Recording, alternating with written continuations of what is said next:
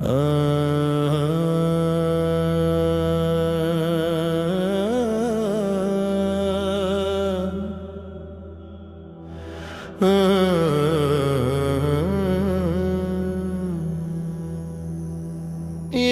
इश्क नहीं आसा, ये इश्क नहीं आसा,